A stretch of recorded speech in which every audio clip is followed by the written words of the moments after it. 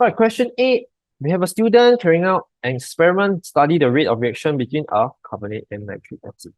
So when a carbonate reacts with nitric acid, what will be formed? It will form a ionic salt and carbon dioxide.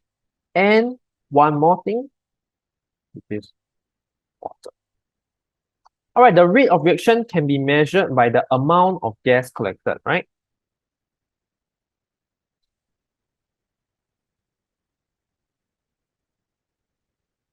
In a fixed period of time or a decrease in mass. So there are two ways.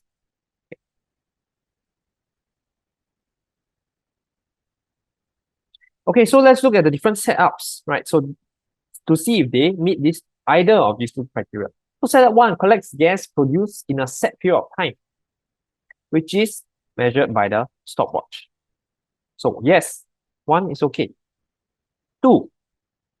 Setup 2 measures the change in mass as the reaction proceeds. As the carbon dioxide is a gas and is lost to the surroundings.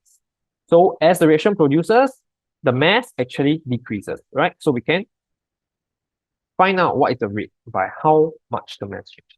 So 2, okay. Setup 3 collects the gas produced in a set period of time, which is also measured by the stopwatch. So very similar to 1, so possible. 4, right? It does not have any method of gas collection or measurement of the change in mass. And therefore, we will not be able to use setup 4. Okay. So which diagrams of show the apparatus suitable? 1, 2, 3 will be